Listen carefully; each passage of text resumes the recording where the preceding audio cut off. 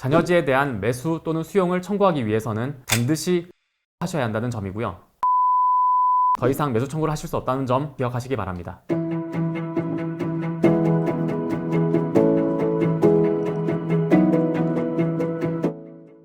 안녕하세요. 부동산 전문 변호사 나연호입니다.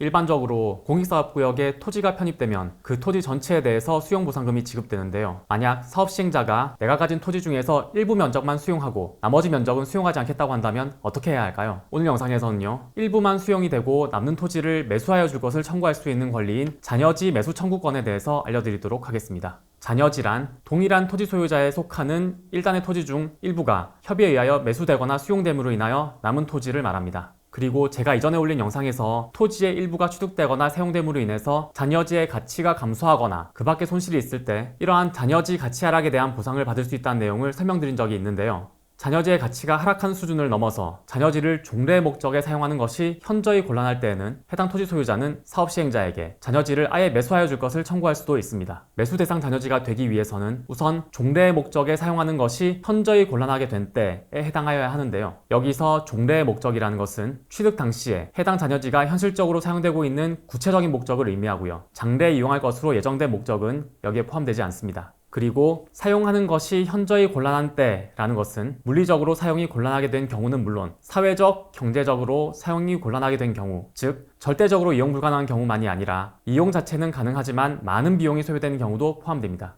여기까지는 매수 대상 자녀지가 되기 위한 일반적인 요건이었고요. 토지보상법은 구체적인 요건으로 4가지를 규정하고 있습니다.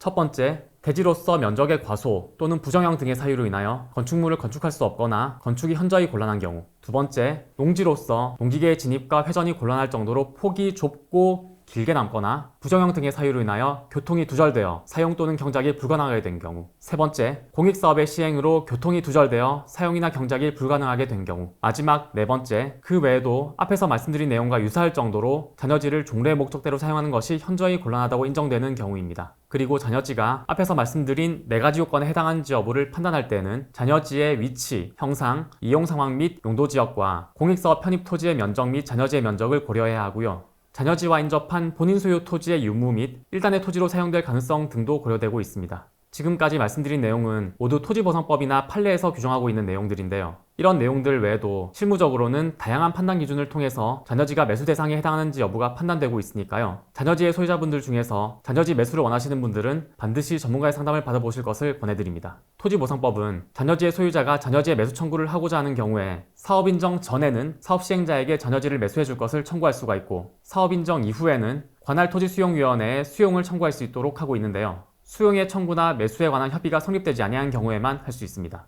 이 규정에 따라서 자녀지의 매수 청구를 하려고 하는 토지 소유자는 일단 사업시행자에게 자녀지 매수 청구를 해야 하고요. 그 청구가 거부됐을 때는 관할토지수용위원회에 토지 소유자가 직접 재결을 신청할 수 있습니다. 그리고 관할토지수용위원회도 자녀지 수용을 인정하지 않는 경우에는 최종적으로 사업시행자를 상대로 행정소송을 제기할 수도 있습니다. 이때 유의하셔야 할 점은 자녀지에 대한 매수 또는 수용을 청구하기 위해서는 반드시 문서로 하셔야 한다는 점이고요. 이 청구는 사업 완료일까지 해야 하기 때문에 모든 사업 시행이 완료된 이후에는 더 이상 매수 청구를 하실 수 없다는 점 반드시 기억하시기 바랍니다. 동일한 토지 소유자에 속하는 일단의 토지가 취득됨으로 인해 종래 목적에 사용하는 것이 현저하게 곤란하게 된 자녀지에 대해서는 그 일단의 토지 전체 가격에서 공익사업 시행지구에 편입되는 토지의 가격을 뺀 금액으로 평가합니다. 즉, 일단의 토지 전체 가액에서 편입된 토지의 가액을 뺀 금액으로 보상평가를 하게 되고요. 기준 시점 당시에 일단의 토지 전체 가액 및 편입 토지의 가액을 보상평가할 때 해당 공익사업의 시행으로 인한 가치 변동은 고려하지 않습니다. 그리고 구체적으로 자녀지 감정평가가 어떻게 이루어지는지는 다소 복잡한 내용이기 때문에 이 부분에 대해서는 전문가의 도움이 필요합니다. 지금까지 자녀지 매수 청구에 대해서 살펴보았는데요. 토지와 관련된 보상 절차는 정해진 기간 내에 청구하는 것이 중요하고 서류가 복잡할 수 있기 때문에 초기부터 잘 준비하는 것이 중요한데요. 특히 자녀지의 매수나 가치 하락에 대한 보상은 토지 소유자가 청구하는 경우에만 보상을 해주기 때문에 만약 내 토지의 일부가 공익사업에 편입되었다면 자녀지 보상 청구 여부를 전문가와 상담해 보실 것을 강력하게 권해드립니다. 저는 감정평가사 겸 변호사로서 자녀지 보상 청구에 관련된 사건에 대해서도 풍부한 경험을 보유하고 있으니까요. 궁금한 점 있으신 분들은 주저 마시고 연락 주시기 바랍니다.